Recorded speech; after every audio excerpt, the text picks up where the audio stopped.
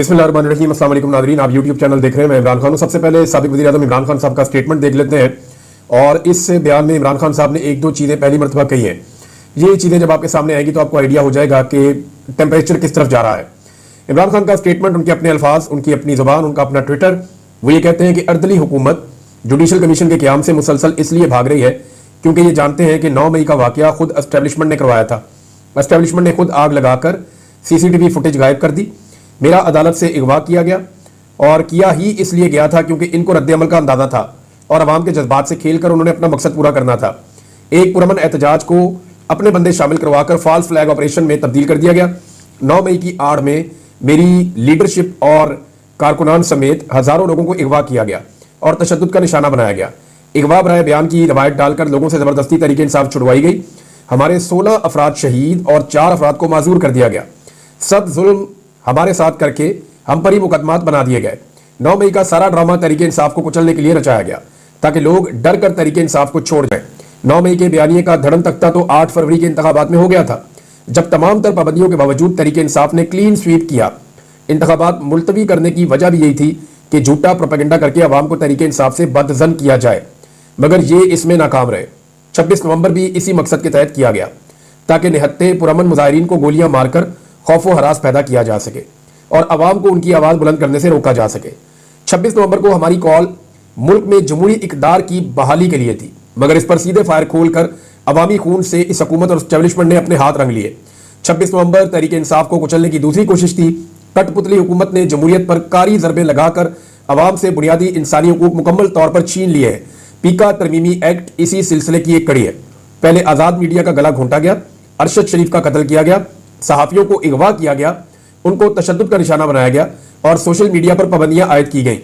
अब farm 47 assembly ने आज़ादी इजहार राय पर कदगन के लिए काला कानून मंजूर कर लिया है। सियासी इख्तलाफात को दबाने के लिए पीका कवानीन में तरामीम की गई है। इसकी जितनी मजम्मत की जाए उतनी कम है। आज़ाद अदलिया, कानून की हुक्मरानी और आज़ादी इजहार राय के बगैर जमहूरियत पनप नहीं सकती। इस जाली असम्बली ने सवाए जमहूरियत पर हमले के कवानीन मंजूर करने के और कुछ नहीं किया।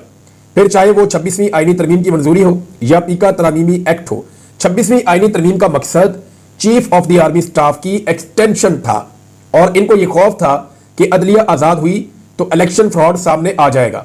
ये वो कह रहे दो तरफा था। एक तरफ आर्मी चीफ की एक्सटेंशन कर दी थी 26वीं आईनी तरमीम के बाद, और क्योंकि फिर वो जब भी उसको चैलेंज किया जाएगा तो मामला जाएगा आईनी बेंच के सामने, और दूसरा उनको अपने इलेक्शन फ्रॉड भी पता था कि अगर ये मामला भी खुलेगा तो ये भी जाएगा आईनी बेंच के सामने।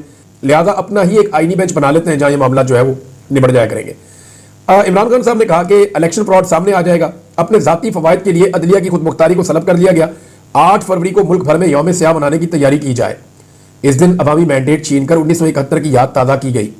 स्वाबी में खैबर पख्तूनख्वा और शुमाली पंजाब के लोग इकट्ठे होकर एहतजाज करें। दीगर इलाकों के अफराद अपने अपने शहरों में एहतजाजी मुजाहरे करें। पूरी दुनिया में ओवरसीज पाकिस्तानी भी इस दिन अपनी आवाज़ बुलंद करें। और ओवरसीज पाकिस्तानियों से एक बार फिर मुतालबा करता हूं कि तरसीलाते ज़र का बाइकआउट जारी रखें। इस हुकूमत ने सवाए जमहूरी इक़दार की पामाली के कुछ नहीं किया।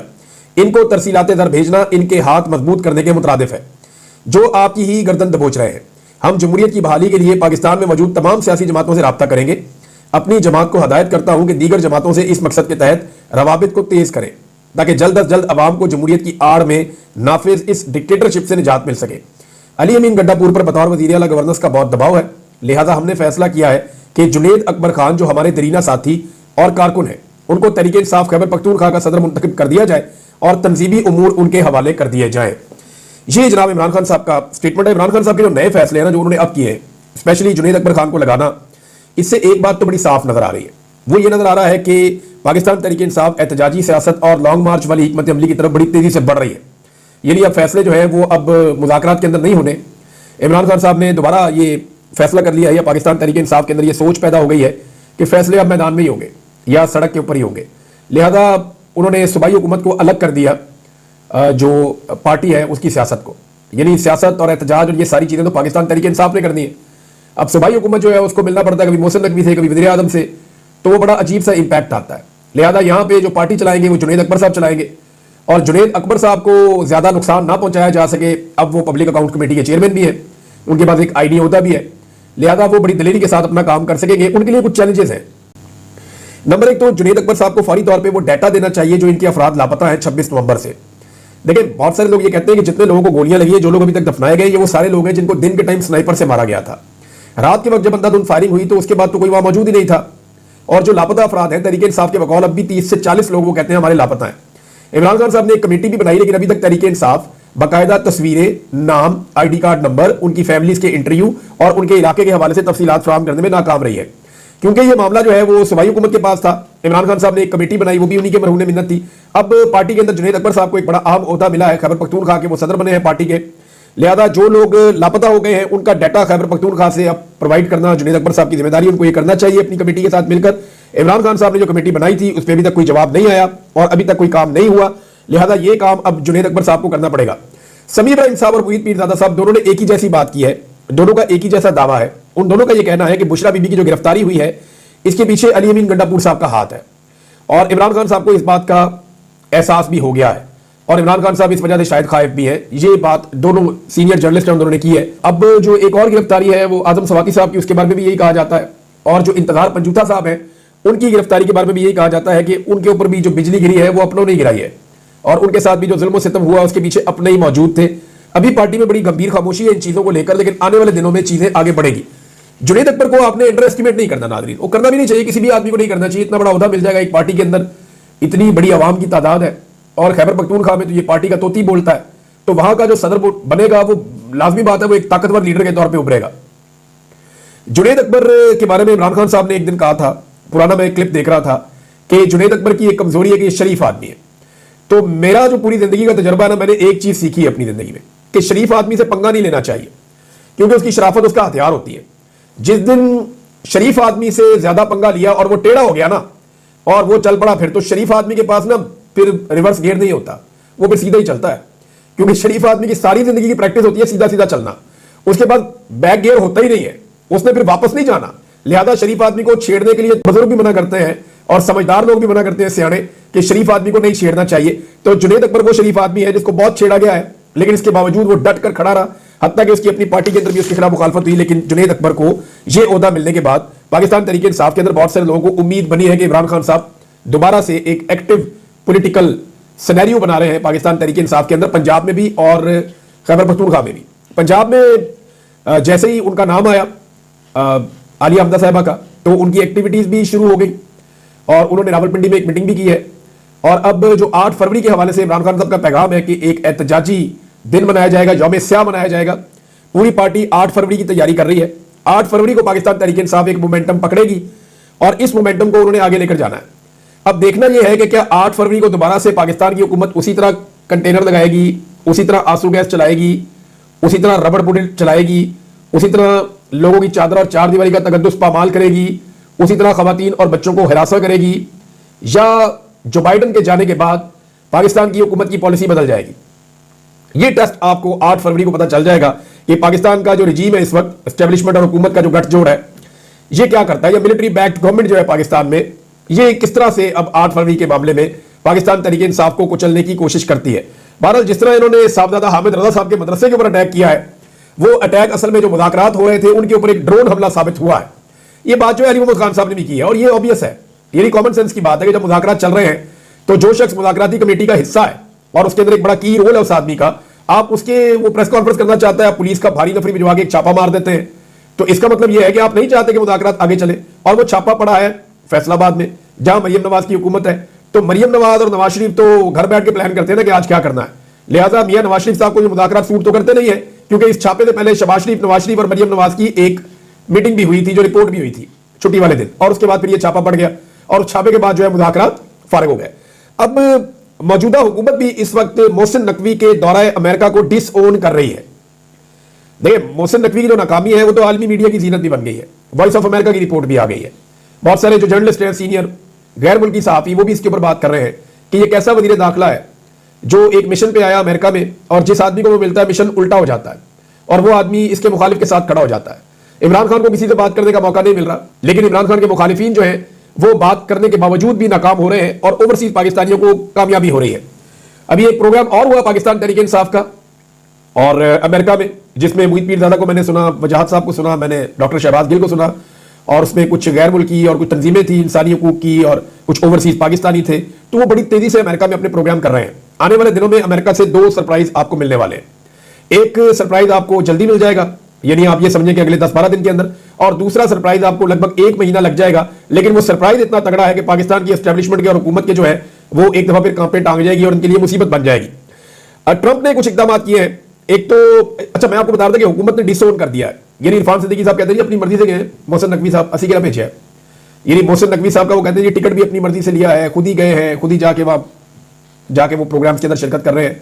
हुकूमत उनको डिसोन कर रही है क्योंकि इतनी बड़ी तौहीन और बेइज्जती जो हुई है अमेरिका में, हुकूमत उसको ओन कर नहीं सकती। दूसरा, ये जो एक ब्लंडर किया है इन्होंने बहुत बड़ा कि एक ऐसी तंजीम के प्रोग्राम में चले गए जो बहुत ज्यादा चाइना के खिलाफ है, तो चाइना का उस पर रद्दमल है। अब रद्दमल आना भी चाहिए उनका, पैसे आप चाइना से लेते हैं, जाके आप चाइना के खिलाफ ही प्रोपेगेंडे के अंदर शामिल हो जाते हैं। पाकिस्तान का दफ्तर खारजा कह रहा है जी गलती से चले गए, लेकिन बात यह है कि मोहसिन नकवी को जो लोग लेकर गए थे उनके खिलाफ एक इंक्वायरी होनी चाहिए, उन लोगों को नौकरियों से निकालना चाहिए, उन लोगों को उधर से पाकिस्तान वापस बुलाकर उनकी सरजनिश होनी चाहिए, उनको ओएसटी करना चाहिए, उन्हें पूछा जाना चाहिए कि आपने एक मुल्क के साथ पाकिस्तान के ताल्लुकात बर्बाद करके रख दिए जिनके हमने $100 अरब के करीब हमने उनकी इन्वेस्टमेंट करवाई हुई है पाकिस्तान में, हमने उनसे उधार ले लेके अपना अकाउंट भरा हुआ है, और आपने उसी मुल्क के खिलाफ प्रोपेगेंडा करवा दिया। अब मोहसिन नकवी का तो चले नहीं पता था, उसके पास इतना नॉलेज नहीं था या उसको इतनी समझ नहीं थी, नालायकी आप समझ लें कि वो चला गया। लेकिन मामला यह है कि जो लोग मोहसिन नकवी को लेकर गए उनका दिमाग काम नहीं कर रहा था, उन्हें नहीं पता था कि हम उससे क्या करवा रहे हैं, तो डैमेज तो जो होना था वो हो गया है। दूसरी जानिब अमेरिका की नई पॉलिसी ने ना पूरी दुनिया के अंदर एक खलबली मचा दी और पाकिस्तान के लिए भी इसमें बड़ा सीरियस इशू है। अमेरिका ने दुनिया भर के लिए फौजी और सिविल इमदाद को बंद कर दिया है और अगले 90 दिन तक वो कह रहे हैं कोई फौजी और सिविल इमदाद हम नहीं दे रहे। अब पाइपलाइन में जो पैसा पड़ा हुआ जो बहुत जरूरी जगह है वहां पे वो चला जाएगा ह्यूमैनिटेरियन ग्राउंड्स के ऊपर। बहरहाल वो फौजी और सिविल इमदाद उन्होंने बंद कर दिया है अगले 90 दिन के लिए। ट्रंप ने दुनिया भर की जंगों में इस्तेमाल होने वाले जो अमरीकी अखराजात हैं उनके ऊपर बंद बांधने का फैसला किया है। ट्रंप अब ये कहता है जनाब जिन्हें जंग लड़नी है अपनी जंग आप लड़ो, यानी उन्होंने यूक्रेन को भी कह दिया कि अगर आपने लड़ाई लड़नी है तो अपने खर्चे पे लड़े। उन्होंने यूरोप को भी पैगाम दिया है, उनके लिए भी एक बड़ा धचका है कि जनाब अपनी लड़ाई खुद लड़ो, क्योंकि नेटो के अंदर सबसे बड़ी इन्वेस्टमेंट अमेरिका की होती है और अमेरिका ही सबकी प्रोटेक्शन की जिम्मेदारी लेता है। लेकिन डोनाल्ड ट्रंप ने मॉडल तब्दील किया कि जनाब सारे पैसे खर्च करें, खाली अमेरिका का पैसा नहीं लगना चाहिए। अब 90 दिन तक के लिए ये असेसमेंट करेगा अमेरिका की जो नई गवर्नमेंट है, 90 दिन तक इन्होंने इमदाद बंद कर दी है फौजी और सिविल। अब 90 दिन तक ये असेसमेंट करेंगे कि किसके साथ जरूरी है और किसके साथ गैर जरूरी है, यानी कहां पे इमदाद देनी है वो जरूरी होगी और कहां पे नहीं देनी जो गैर जरूरी है, और माजी में कहां पे गैर जरूरी इमदाद दी गई है उनका ऑडिट करें, उनसे चेक करें जनाब हमने आपको इमदाद दी आपने किया क्या है। अच्छा, इसमें यूक्रेन भी शामिल है, इसमें और भी कुछ मुल्क शामिल है और इसमें पाकिस्तान भी बदकिस्मती से शामिल है कि पाकिस्तान को भी अमेरिका ने बहुत इमदाद दी है। ये सवाल पाकिस्तान से भी उठ सकते हैं। अब पाकिस्तानी जो इस वक्त रजीम है, हुकूमत है, उसको फौरी तौर पर यूरोप और अमेरिका में अपना इमेज बहुत जल्दी बेहतर करना पड़ेगा ताकि उनकी इमदाद बहाल हो सके, क्योंकि अगर इमदाद बहाल ना हुई तो पाकिस्तान का बड़ा नुकसान होगा। पाकिस्तान इस वक्त अमेरिकी इमदाद का मोहताज है और पाकिस्तान को यह इमदाद चाहिए, अगर नहीं मिलती तो पाकिस्तान को डैमेज होगा। अब डिपेंड करता है कि पाकिस्तानी हुकूमत इस मामले को कैसे डील करती है। तहरीक-ए-इंसाफ नाज़रीन आज के दिन में कुछ व्हाइट पेपर जारी करने जा रही है और एक हफ्ते के अंदर अंदर वो एक डॉक्यूमेंट्री लेकर आ रहे हैं कि रजीम चेंज ऑपरेशन के बाद से लेकर अब तक क्या हुआ, मीडिया के साथ क्या हुआ, सियासी कारकुनों के साथ क्या हुआ, पाकिस्तान तहरीक-ए-इंसाफ के साथ ओवरऑल क्या हुआ, किस तरह से इलेक्शन करवाया गया, किस तरह से 9 मई हुआ, किस तरह से 26 नवंबर हुआ। तो वो एक कंप्रीहेंसिव किस्म की डॉक्यूमेंट्री बना रहे हैं और जब ये डॉक्यूमेंट्री बन जाएगी तो ये इंसानी हकूक की तंजीमों को बुलाकर एक इजलास करने वाले हैं इस्लामाबाद में और इन तमाम तंजीमों के हवाले किया जाएगा इस डॉक्यूमेंट्री को, ना सिर्फ पाकिस्तान में बल्कि पाकिस्तान के बाहर भी, जिसके लिए इमरान खान साहब ने एक 15 रुकनी कमेटी बनाई है। मेरी इंफॉर्मेशन के मुताबिक 1-2 लोगों ने मुझे बताया कि इसमें मजीद लोग भी शामिल किए जाएंगे, क्योंकि इसमें अभी यूरोपियन चैप्टर जो है पाकिस्तान तहरीक-ए-इंसाफ का वो मिसिंग है, इसमें कनाडा मिसिंग है, इसमें जो है वो ऑस्ट्रेलिया, जापान और बहुत सारी जगहों पे जो लोग हैं उनको भी एक्टिवेट किया जाएगा और उनको भी शामिल किया जाएगा। जितनी बड़ी कमेटी होगी उतनी इफेक्टिव होगी, उतना तेजी से काम करेगी और ये अपने अपने मुल्क में जितने वहां पे पॉलिटिशियंस हैं या बड़े ग्रुप हैं या इंसानी हकूक की तंजीमें हैं, ये उन सब के साथ शेयर की जाएगी डॉक्यूमेंट्री। तफसीली काम हो रहा है डॉक्यूमेंट्री के ऊपर और आने वाले दिनों में आप ये चीज देख लेंगे। जो आलमी तंजीमें हैं उन्होंने भरपूर आवाज उठाना शुरू कर दी है। जो पीका ऑर्डिनेंस पाकिस्तान में लाकर भी नाफिज किया गया, लेकिन ये ऑर्डिनेंस तो वही है, मैं हमेशा से सख्त कवानीन का हामी रहा हूं, लेकिन कवानीन बनाए ना, आप दो नंबरी तो ना करें, ये तो कानून ही नहीं है। ये तो इन्होंने अजीबोगरीब काम कर दिया, पकड़ के सांस लेने पर इन्होंने पाबंदी लगा दी है और इसका जो इतलाक है वो भी इनकी मर्जी से होगा। यदि दिल कर रहा हो उसको पकड़ना है तो कोई भी बहाना लगा के उसको उठा लेंगे और वो बंदा बेचारा बेल भी नहीं करवा सकेगा। इनका पूरा का पूरा सिस्टम ये रकमाल बनाने जा रहे हैं, किसी अदालत में भी आपको रिलीफ नहीं मिल सकता। तो इसलिए सहाफती तंजीमें जहां आवाज उठा रही हैं, आलमी तंजीमें जहां आवाज उठा रही हैं, वहीं एमनेस्टी इंटरनेशनल का एक स्टेटमेंट आया है, इंसानी हकूक कमीशन का एक स्टेटमेंट आया है, फ्रीडम नेटवर्क का एक स्टेटमेंट आया है और एक दर्जन भर और तंजीमें हैं जिन्होंने इसके बारे में बातचीत शुरू कर दी है। पीका ऑर्डिनेंस की हुकूमत ले तो आई है, लेकिन इनके गले की हड्डी बन गई है और आने वाले वक्त में ये इन्हीं के खिलाफ इस्तेमाल होगा। ये हो ही नहीं सकता कि कोई गड्ढा खोदे और वो उस गड्ढे के अंदर खुद से ना गिरे। ये मैंने होता हुआ नहीं देखा कभी, ये फिर ये ऐसे ही होगा। IMF ने एक दफा फिर पाकिस्तान को डूम और कह दिया है और 3 शोबों के दौरान कहा जी, पानी के शोबे में, तवानाई के शोबे में और ये जो रेवेन्यू कलेक्शन है या महसूलात आप इकट्ठे करते हैं, टैक्स कलेक्शन, इसके अंदर मजीद इस्लाहात लेकर आए। यानी अब मजीद इस्लाहात के नाम के ऊपर मजीद महंगाई आएगी और जब मजीद महंगाई आएगी तो ये हुकूमत और टिकटॉकर्स खड़े होकर ये कहेंगे देखें ये महंगाई कंट्रोल हो गई है, महंगाई कम हो गई है। ये महंगाई कम नहीं होती, महंगाई के बढ़ने की शरह कम हो जाती है। यानी पहले 40% की शरह से बढ़ रही थी, अब 10% की शरह से बढ़ रही है, लेकिन बढ़ रही है, कम नहीं हो रही। मवाजना करना है तो ऐसे करना चाहिए कि इमरान खान साहब के दौर में फलां चीज की कीमत क्या थी और आज फलां चीज की कीमत क्या है। नाज़रीन, जस्टिस मंसूर अली शाह साहब ने एक खत लिखा है और ये बड़ा इंपॉर्टेंट है। मैंने आपको 1-2 चीजें और बतानी है, वो भी बड़ी अहम है, लेकिन पहले जस्टिस मंसूर अली शाह साहब का जो लेटर है वो आप देख लीजिए। जस्टिस मंसूर अली शाह साहब का रजिस्ट्रार के खिलाफ तौहीन अदालत केस में इंट्रा कोर्ट अपील के बेंच पर एतराज आ गया है। उन्होंने जजेस कमेटी को खत लिख दिया है। जस्टिस जमाल बंदोखेल और जस्टिस मोहम्मद अली मजर आईनी कमेटी का हिस्सा है। आईनी कमेटी ने ही हमसे मुंतकिल होने वाला केस अपने पास लगाया था। यानी जिनके खिलाफ केस किया है वही क्या अपना केस सुनेंगे। ये जनाब जस्टिस मंसूर अली शाह साहब ने एक लेटर लिखा, लेकिन सवाल यह पैदा होता है कि जस्टिस मंसूर अली शाह साहब को फिर तौहीन अदालत का नोटिस तो उन्हें भेजना चाहिए था जिन्होंने जुडिशियल ऑर्डर की खिलाफ वर्जी की थी। जब आप एक कमजोर फैसला करते हैं और एक एडमिनिस्ट्रेटर, एक ओहदेदार को आप पकड़ते हैं और जजेस की आप बात ही नहीं करते या आप उन्हें एक्सपोज ही नहीं करते, तो जब आप कमजोर तरीके से चलेंगे अदालत में तो फिर तो यही होगा जो मंसूर अली शाह साहब के साथ हो रहा है। पहले भी मंसूर अली शाह साहब ने कई ऐसे काम किए जिनमें वो इंतजार करते रहे कि शायद खुद ही इंसाफ हो जाएगा, लेकिन यह इंसाफ होता नहीं है, इंसाफ लेना पड़ता है। शोएब शाहीन साहब ने बताया कि सलार खान काकड़ को नमाज पढ़ने की भी इजाजत नहीं दी जाती जेल में, वजू करने के लिए, सेल से बाहर निकलने के लिए और वॉशरूम जाने की भी उनको इजाजत नहीं मिल रही। अब अंदाजा करें आप किस तरह का जुल्म और जबर किया जा रहा है। ये सलार खान काकड़ जो है बलूचिस्तान के नौजवान है, वहां से इलेक्शन जीते हुए फॉर्म 45 के मुताबिक, लेकिन जाली फॉर्म 47 पे इनके मुखालिफ को जितवा दिया गया जिसके वोट इनसे नहायत कम थे। अब सलार खान काकड़ जो है वो बलूचिस्तान से एहतजाज करने आए थे और ये सियासी कारकुन है, ये हथियार उठाकर नहीं आ रहे, ये सियासी कारकुन है, नारा लगा रहे हैं, प्ले कार्ड उठा रहे हैं, एहतजाज कर रहे हैं। ये रिट ऑफ द गवर्नमेंट को भी मानते हैं। ये वो लोग हैं जो जमहूरियत में बिलीव करते हैं, लड़ाई में बिलीव नहीं करते। तो जो नौजवान जमहूरियत के साथ खड़े हैं उनके साथ भी रियासत अगर वही सलूक करेगी तो रियासत बलूचिस्तान में पैगाम क्या देना चाहती है। सलार खान काकड़ को बिला वजह जो है वो निशाना बनाया जा रहा है, टारगेट किया जा रहा है, क्योंकि उन्हें आइडिया है कि बलूचिस्तान में मकबूल आदमी है और वहां पे ये अगली मरतबा भी इलेक्शन जीतेंगे और ये बलूचिस्तान के अंदर तहरीक को आगे लेकर जाएंगे, लिहाजा इनको निशाने इबरत बनाने की कोशिश की जा रही है। एक और गवाही आ गई नाज़रीन, आफ्ताब शेरपाव, उन्होंने कहा जी इमरान खान के खिलाफ अदम एतमाद लाना सबसे बड़ी गलती थी, अब उसका मुकाबला कैसे किया जाए किसी को कुछ समझ नहीं आ रही, अनकंट्रोलेबल हो चुका। अब तक ले इतनी, अपना ख्याल रखिएगा, अपने चैनल का भी। अल्लाह हाफ़िज़।